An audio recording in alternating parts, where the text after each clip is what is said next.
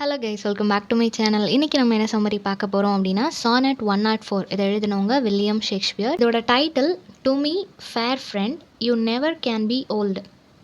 So இதுதான் இதோட first line and also இதை தான் டைட்டிலாகவும் கொடுத்துருக்குறாங்க. ஈச் அண்ட் எவ்ரி சானட் எல்லாத்துலேயுமே ஃபர்ஸ்ட் லைன் தான் டைட்டிலாக இருக்கும் இல்லையா? ஸோ இதுலேயுமே 14 லைன்ஸ் இருக்குது. சானட்குள்ளே அதே ஷேக்ஸ்பீரியன் ஸ்ட்ரக்சரில் தான் இதையுமே எழுதியிருக்கிறாரு. இது வந்து 1609 அந்த பீரியடில் வந்து பப்ளிஷ் ஆகிருக்கு ஷேக்ஸ்பியரோட கலெக்ஷனில்.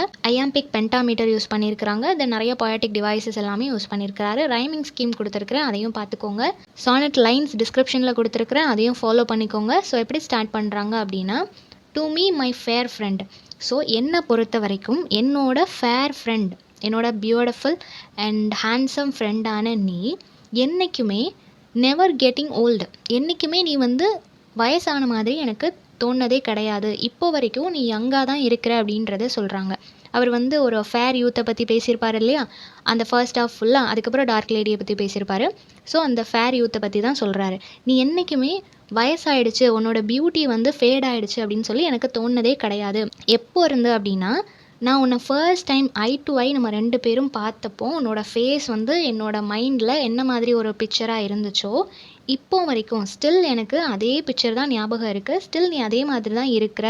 உன்னோட பியூட்டி வந்து எந்த இடத்துலையும் ஃபேட் ஆகவே இல்லை, உனக்கு வயசாகவே இல்லை அப்படின்றத சொல்கிறாங்க.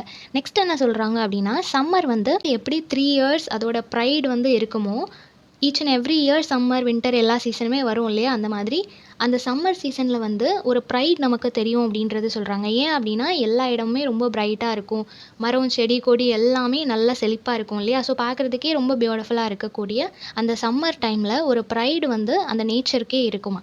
அந்த ப்ரைடு எல்லாமே வின்டர் சீசன் வரும்போது ஃபேட் ஆயிரும் அப்படின்னு சொல்கிறாங்க. ஒரு 3 சம்மரில் இருக்கக்கூடிய அந்த ஒரு ப்ரைடு 3 வின்டர் வரும்போது ஃபேட் ஆகிரும். ஃபாரஸ்ட்டில் இருக்கிற எல்லா லீவ்ஸுமே விழுந்து போயிடும். ஸோ அந்த பியூட்டி வந்து நம்மளால் பார்க்க முடியாது அப்படின்றத சொல்கிறாங்க. ஸோ 3 சம்மருக்கு இருக்கக்கூடிய பியூட்டி 3 வின்டர் வேனிஷ் பண்ணிடுது. அதே மாதிரி 3 பியூட்டியஸ் ஸ்ப்ரிங் சீசன் எவ்வளோ பியூட்டிஃபுல்லாக இருக்கும் இல்லையா? எல்லா இடத்துலையும் பூக்களாக பூத்து இருக்கும், பார்க்குறதுக்கே ரொம்ப பியூட்டிஃபுல்லாக இருக்கும். அது எல்லாமே ஆட்டம் சீசனில் அந்த இலை எல்லாமே நல்லா பழுது எல்லோயிஷாக மாறிடும். ஸ்ப்ரிங் சீசனில் க்ரீன் கலரில் இருக்கிறது வந்து ஆட்டம் சீசனில் எல்லோ கலரில் மாறிடும் இல்லையா?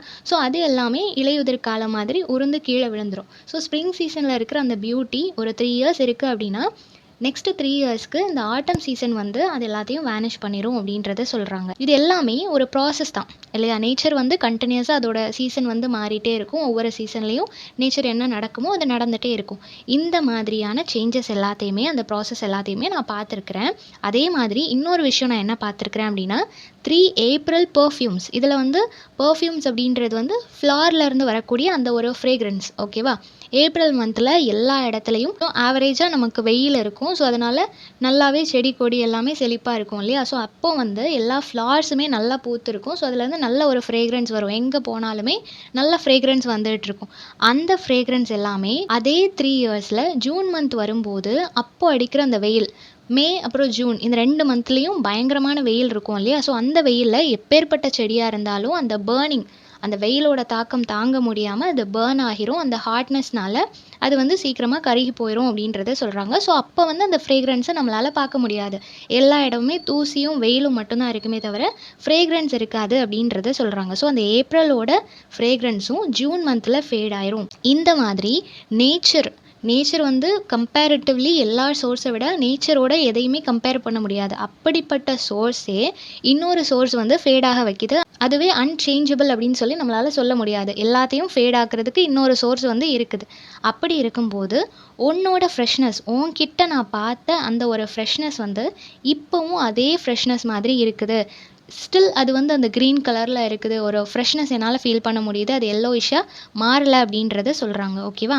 ஸோ நேச்சர்கிட்டயே சேஞ்சஸ் வரும்போது ஹியூமனான உன்கிட்ட என்னால் அந்த சேஞ்சஸை பார்க்க முடியல, எனக்கு அது உணர முடியலை. எனக்கு ஸ்டில் நீ ஃப்ரெஷ்ஷாக அந்த ஃப்ரேக்ரன்ஸோட பியூட்டிஃபுல்லாக இருக்கிற அப்படின்றத சொல்கிறாங்க. நெக்ஸ்ட் என்ன சொல்கிறாங்க அப்படின்னா, இந்த பியூட்டி இருக்குது இல்லையா? இது வந்து ஒரு டயல் ஹேண்ட், அதாவது ஒரு கிளாக் மாதிரி. கிளாக் அப்படின்றது வந்து டைம். ஓகேவா? டைம் எப்படி ஒரு பர்சனோட யூத், ஒரு பர்சனோட ஃபிகரை வந்து அது ஸ்டீல் பண்ணுமோ, அந்த மாதிரி உன்னோட அந்த அப்பேரன்ஸா இருக்கட்டும், பியூட்டியா இருக்கட்டும், அத டைம் வந்து ஸ்டீல் பண்ணல, திருடல அப்படின்றத சொல்றாங்க. இப்போ ஈச் அண்ட் எவ்ரி பெர்சன் எல்லாருமே அவங்களோட யங் டேஸ்ல ரொம்ப பியூட்டிஃபுல்லா இருப்பாங்க. தென் அவங்களுக்கு கொஞ்சம் ஓல்ட் ஆகும்போதும் அவங்க அந்த பியூட்டிய மெயின்டெயின் பண்ணலாம். பட் அவங்களோட யங் டேஸ்ல இருந்த அதே ஃப்ரெஷ்னஸ், அதே அதே எனர்ஜி, அதே அப்பேரன்ஸ் அவங்களுக்கு கிடைக்காது இல்லையா?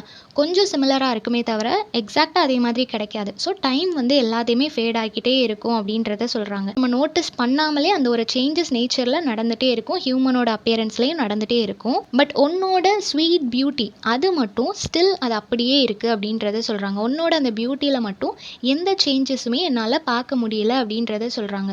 ஸோ எவ்வளோ டைம் பாஸ் ஆனாலும், எவ்வளோ சேஞ்ச் ஆனாலும் உன்னோட பியூட்டி வந்து ஸ்டில் அப்படிதான் இருக்கு அப்படின்றத சொல்றாங்க. இது மேபி ஒரு இல்யூஷனா இருக்கலாம் அப்படின்றதையும் சொல்றாங்க. என்னோட கண்ணே என்ன வந்து ஏமாத்தலாம். இது ஒரு இல்யூஷன் மாதிரி எனக்கு தோணலாம். ஆனா ஃபியூச்சர் ஜெனரேஷன் கிட்ட நான் என்ன சொல்லிக்கிறேன் அப்படின்னா, ஃபியூச்சர் ஜெனரேஷனான நீங்க கேளுங்க. உங்ககிட்ட நான் என்ன சொல்றேன் அப்படின்னா, நீங்க பொறக்கறதுக்கு முன்னாடி, நீங்க இந்த பூமிய ரீச் பண்றதுக்கு முன்னாடியே கிரேட்டஸ்ட் பியூட்டி அப்படின்னு சொல்லிட்டு ஒரு பீரியட் இருந்திருக்கும் இல்லையா? அது எல்லாமே வந்து அழிஞ்சு போயிருக்கும்.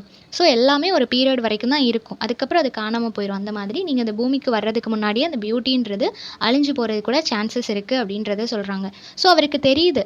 நேச்சர் என்ன அப்படின்றது தெரியுது. பியூட்டினா அது அழிஞ்சு போகக்கூடியது. அது டெம்பரரியா தான் இருக்கும் அப்படின்றது தெரியுது.